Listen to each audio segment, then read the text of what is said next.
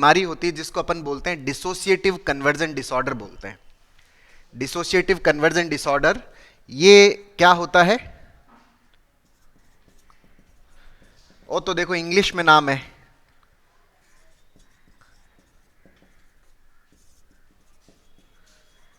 ये एक रोग है जिसको अपन बोलते हैं डीसीडी।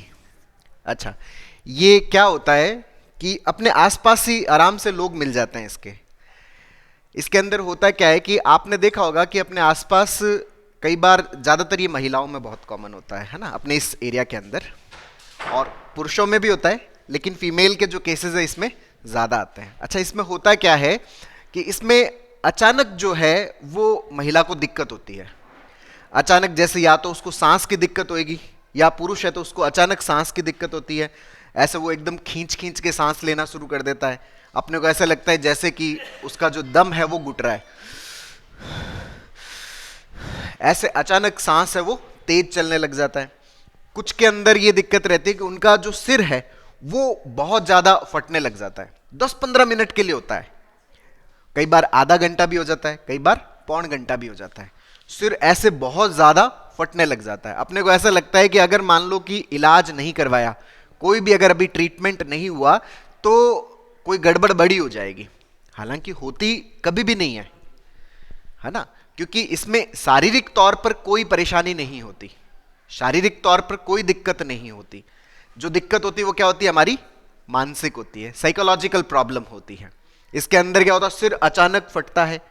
अच्छा, सिर से रिलेटेड अपन ज्यादातर जो जांच करवाते हैं वो सारी जांच ऑलमोस्ट क्या आती है इसमें? नॉर्मल आती है। आप चाहे उसमें एमआरआई करवा लो वो नॉर्मल आएगा, आप चाहे सीटी स्कैन करवा लो वो उसमें नॉर्मल आता है।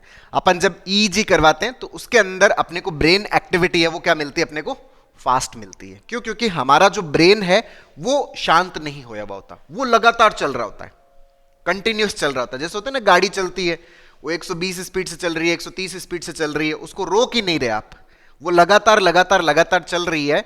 तो गाड़ी का जो इंजन है वो क्या हो जाता है? एग्जॉस्ट हो जाता है। आप उसको ठंडा ही नहीं कर रहे। उसी तरह से हमारा दिमाग भी अगर लगातार चलता रहता है, कंटिन्यूस चलता रहता है, हम उसको रोकते नहीं, या उसको रोकने का हम तरीका अपने भीतर डेवलप नहीं करते, तो हमारा दिमाग भी क्या हो जाता है? एग्जॉस्ट हो जाता है। और जैसे ही दिमाग एग्जॉस्ट होता है तो अपने घर के अंदर एक सिस्टम होता है, आपने देखा होगा कि जो जैसे ही घर में लोड बढ़ता है, जैसे आपने फ्रिज भी चालू कर लिया, आपने एसी भी चालू कर लिया, आपने टीवी भी चालू कर लिया, आप जब सब चीजें चालू कर लेते हो तो क्या होता है? लोड बढ़ता है। लोड बढ़ता है तो क्या होता है कि घर की लाइट है वो पीछे से फ्यूज उड़ जाता है। अच्छा, फ्यूज उड़ना खराब है या सही है? फ्यूज उड़ना सही है। क्यों सही है? अगर फ्यूज नहीं उड़ा तो घर की सारी जो वायरिंग है वो सारी क्या हो जाएगी?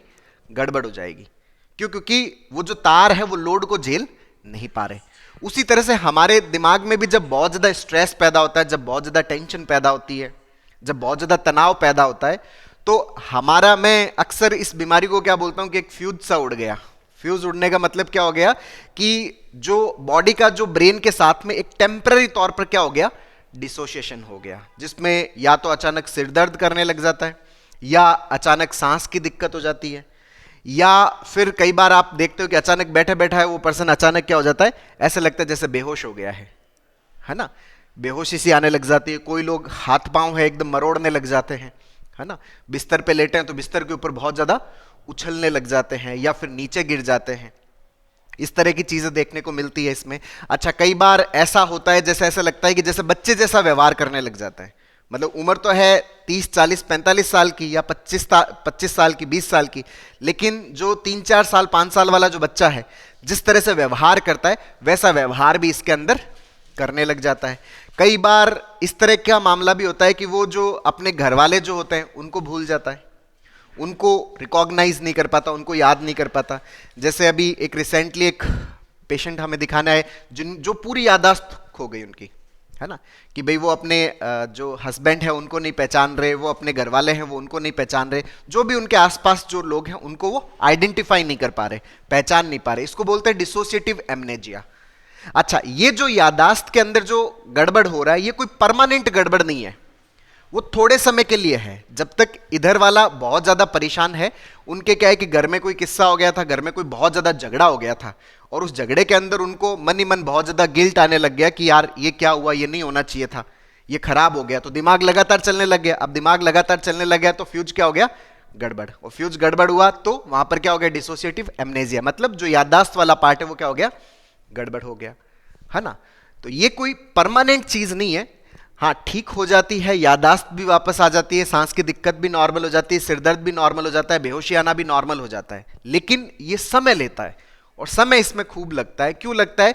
क्योंकि ये कोई शारीरिक समस्या नहीं है। शारीरिक समस्या में तो क्या होता है, सारा मामला किसके हाथ में होता है, डॉक्टर के हाथ में होता है। भाई ठीक है, इसमें शारीरिक समस्या है, कोई दवा दे दो। जैसे अपने होता है ना, गाड़ी चलाते हैं अपन, जो शारीरिक समस्या में तो डॉक्टर खुद क्या होता है, ड्राइवर होता है ना। अब ड्राइवर के हाथ में गाड़ी की स्टीयरिंग है, जहां ले जाना चाहता है वो क्या हो सकता है, ले जा सकता है।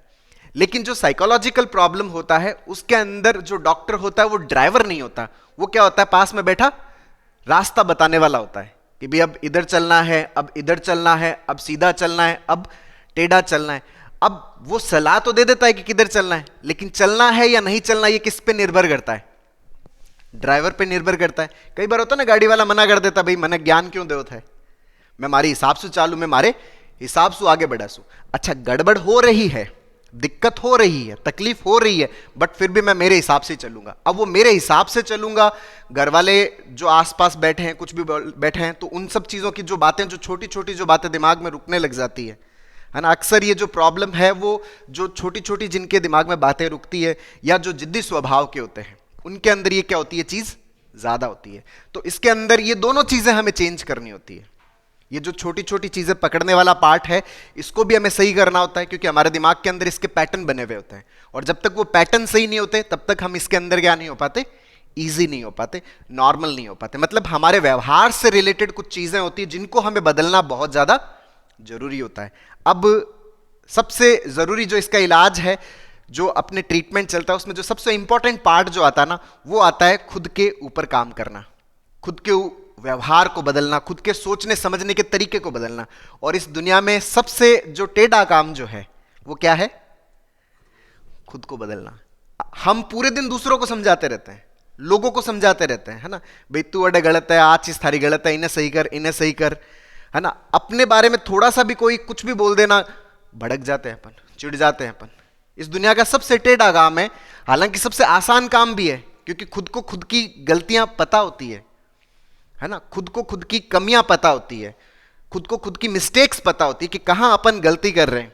लेकिन हम सब के अंदर एक वो होता है ना, कि हम सब के अंदर एक ईगो वाला पॉइंट आ जाता है कि ऐसे कैसे, मन नहीं है कि कह दियो, है ना, मेरे को ऐसे कैसे कह दिया, मुझे ये क्यों कह दिया। ये जो चीज है, फिर इसकी वजह से हम क्या कर नहीं पाते, अपने आप को चेंज नहीं कर पाते। और हम ज्यादातर अपने आप को क्या मान लेते हैं, हर बात में सही मानते हैं। नहीं, मैं तो सोच रही हूं, एकदम सही सोच रही हूं, मैं गलत को नहीं सोच रही हूं, मैं एकदम एकदम ठीक सोच रही हूं। जितने तक आप यहाँ सोचता रहेगा, जब तक अपन ये सोचते रहेंगे कि मैं एकदम सही हूं, तो फिर व्यक्ति ठीक अपने आप को कर ही नहीं पाता। क्योंकि ठीक करने के लिए पहले यह सोचना जरूरी है कि मेरी कोई ना कोई गलती है, मैं कुछ ना कुछ गलत सोच रहा हूं, मैं सही नहीं सोच रहा, कोई ना कोई मिस्टेक है जो मैं कर रहा हूं। क्योंकि तकलीफ हो रही है, अगर तकलीफ हो रही है तो कोई ना कोई गलती हुई है। जैसे मान लीजिए कि आपके सामने कोई कांटा पड़ा है और आपके दर्द हो रहा है, दर्द हो रहा है, इसका मतलब कांटा पांव में चला गया, है ना। अच्छा, अगर किसी को पता हो कि भाई सामने कांटा है, तो क्या फिर भी वो उसके ऊपर पांव धरेगा? नहीं धरेगा। अच्छा, उसको पता नहीं चल रहा, तभी तो उसने क्या कर दिया, पांव धर दिया और कांटा उसके पांव में चल गया और उसको क्या हो रहा है, दर्द हो रहा है। अगर तकलीफ हमें हो रही है ना, मानसिक तकलीफ अगर हमें हो रही है, इसका मतलब हमने किसी ना किसी कांटे के ऊपर पांव धरा है, और वो हमने धरा है। लेकिन हम इस बात को नहीं मान पाते, हम इस बात को समझ नहीं पाते कि भाई साहब कुछ हमारी मिस्टेक्स है, हमारे सोचने समझने के तरीके के अंदर गड़बड़ है ना। बहुत सारे अपने आसपास में जो लोग हैं, उनके दिमाग के अंदर ओवर थिंकिंग चलती रहती है कि भाई घर में देखो बे दो बैठा मेरे बारे में यहाँ बात करता रहे, बे देखो हंसे जन हमारी बे इंसल्ट कर रहा हुआ है, मन यूं लागे बे मारो के बना रहा है, मजाक बना रहा है, बे मेरे बारे में यहाँ सोच रहा है, वो मेरे बारे में कुछ ना कुछ सोच रहे हैं। तो ये चीजें वो कंटिन्यूसली क्या होती रहती है, दिमाग में चलती रहती है। और ये चीज जब ज्यादा हो जाती है तो दिमाग क्या हो जाता है, एग्जॉस्ट हो जाता है। और दिमाग एग्जॉस्ट होता है तो वहां पर क्या प्रॉब्लम क्रिएट होती है, डिसोसिएटिव कन्वर्जेंट डिसऑर्डर वाली प्रॉब्लम होती है। अच्छा, इसके अंदर ज्यादातर जो जांचें होती है वो क्या होती है, सारी की सारी नॉर्मल आती है। घर वाले जैसे मेरे पास में आते हैं तो वो बोलते हैं कि डॉक्टर साहब हम बहुत जगह दिखा के आ गए, बहुत ज़्यादा परामर्श लेके आ गए, जांच में कहीं आवे को नहीं। अब जांच में कुछ आता नहीं है तो फिर दिमाग ये करता है कि डॉक्टर की शिकायत तो है नहीं, तो शिकायत किसकी है? शिकायत होगी या तो फिर भूत प्रेत की शिकायत होगी, क्योंकि अपने आसपास तो यही लोग समझाएंगे। तो फिर अपन क्या है कि जाड़ागर के चक्कर में भी चलते हैं। तो वो भी हमें सलाह देता है कि अच्छा इसके कोई शामण पीछे आ गई है, कोई बोपन पीछे आ गई है, कोई छोटा टाबर हो, बड़े चालते चालते चौराहे मत पाँव आएगी चकारे में, या बड़े जार थे यहाँ कह दियो आजा आजा। अब ए बात है तो सिगला बोलता ही रहा वहाँ पर। तो वहां पे अगर अपन चल रहे होते हैं और कोई अपने को ऐसी बात बोल दे तो अपन भी उस, जब अपन तकलीफ में होते हैं ना, तो सामने वाला जैसे अपने बातें बोल रहा होता है ना, अपन भी उसकी हाँ में हाँ भरने लग जाते हैं। तो आप तकलीफ में हो गए ना, तो आपके दिमाग में ही चलेगा मेरी गलती कहाँ है, मैंने कहाँ गलत किया, मैंने कहाँ गलत किया। और वो जैसी बात अपने को कह रहा है फिर अपन उसकी हाँ में हाँ भरने लगते हैं। और इतनी भरते ही वो सामने वाला कहता है देखो मैंने आपको कहा था ना कि ये दिक्कत है, ये इसके तकलीफ है। तो कुछ दिन हम उसमें भी घूमते हैं। अब वहां पे भी एक बार जैसे मान लो कि कोई ताबीज बांध दिया, कोई धागा बांध दिया, तो एक बार के लिए आराम मिलता है ना, क्योंकि इस बीमारी के अंदर एक बार आपको कैसा ही ट्रीटमेंट मिल जाए ना तो आपको आराम मिलता है ना। आपके अगर रिखियां भी लगा देंगे ना तो एक बार आपको आराम मिलेगा। जैसे डॉक्टर के ऐसा अस्पताल में भी पहुंचते हैं ना तो भी एक बार आराम मिल जाता है, क्योंकि अपने को लगता है कि हाँ अब अपना कुछ ना कुछ तो होगा, कुछ ना कुछ तो अपनी बात को सुना जाएगा, तो उतने में भी आराम मिलता है। लेकिन पूरा जो प्रॉपर ट्रीटमेंट है वो तो तभी हो पाता है जब हमारा सोचने समझने का जो तरीका है ना वो सही हो। क्योंकि वो अगर सही नहीं होगा ना, जैसे अपन घर में जाएंगे वापस वहां पे क्या होगी, वही सेम कहानी होगी। वहां पे वो वातावरण तो बदलने वाला नहीं है ना। मैं यूं सोचूं कि मेरे घर वाले सारे मेरे अनुसार ही चले, ये संभव हो सकता है क्या? हर व्यक्ति अपने अपने हिसाब से चलता है, कोई किसी के हिसाब से नहीं चलता। और आप किसी को जितना ज्यादा कहते हो ना कि भाई ऐसा मत सोचो, मेरे से यहाँ बात करो, मैंने रेस्पेक्ट दो, मैंने रिगार्ड दो, यहाँ मेरे बारे में क्या बात कर रहे हो, उतनी ज्यादा फिर तकलीफ बढ़ती है। क्योंकि सामने वाला जबरदस्ती ऐसा व्यवहार कर नहीं सकता है ना कि ए मैंने मान सम्मान दे को नहीं, ए मेरी बात समझे को नहीं, ए मेरी बात माने को नहीं।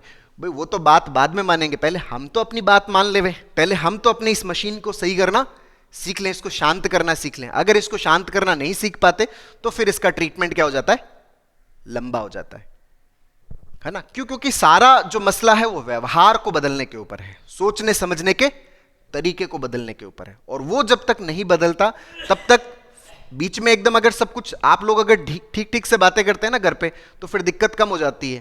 अच्छा घर वाले, अब उसको लगता है कि अच्छा घर वाले अब सुधर गए, अरे सुधरे नहीं, उन्होंने थोड़े दिन अच्छे से बात करना शुरू कर दिया है ना, तो अपने को लगता है कि कोई टेंशन की बात नहीं है, चलो ठीक है। वो थोड़े से भी कोई तीखा बोलता है, तेज बोलता है, फिर से दिक्कत। क्यों? क्योंकि हमने सोचने का पार्ट है वो क्या कर रखा है, गड़बड़ कर रखा है। हमारा जो सोचने का तरीका है वो क्या है, नकारात्मक है। और जब तक वो तरीका नहीं सुधरता तब तक हम चीजों में नॉर्मल नहीं हो पाते। तो उस तरीके के ऊपर काम करना होता है, उसको सही करना होता है। इसीलिए मैं इसमें क्या बोलता हूं कि डॉक्टर की जो भूमिका है वो सलाहकार की होती है, ड्राइवर वाली नहीं होती। ड्राइवर हम खुद होते हैं। तो अगर हमें कोई भी सिखाता है, कोई भी समझाता है, कोई भी बताता है और उसके तरीके को अगर हम थोड़ा थोड़ा फॉलो करते हुए अगर आगे बढ़ते हैं तो धीरे धीरे हम क्या होते हैं, इससे नॉर्मल होना सीखते हैं, नॉर्मल होना स्टार्ट होते हैं। तो ये बहुत कॉमन है, आपके आसपास बहुत जगह मिल जाएगी कि अच्छा उसके चकारे में पांव आ गयो, या उके ऊपर कोई ऊपरी सायो हो गयो, या बीरे कोई झाड़ो लाग गयो। ऐसा बातें अपने आसपास होती रहती है इस बीमारी के अंदर, और सबसे ज्यादा होती है। क्यों? क्योंकि जांच जो होती है वो ऑलमोस्ट क्या आती है, नॉर्मल। अब नॉर्मल आती है तो दिमाग यही कहता है कि भाई डॉक्टर खाने तो पहचान जानो है, क्योंकि डॉक्टर खाने तो जब जानो जब जांच में कोई दिक्कत है, जब भी खाने जानो। अब जांच में कोई दिक्कत ही को नहीं, जांच सारी नॉर्मल है, इर मतलब गड़बड़ जी के बा क्या है, ओपरी है।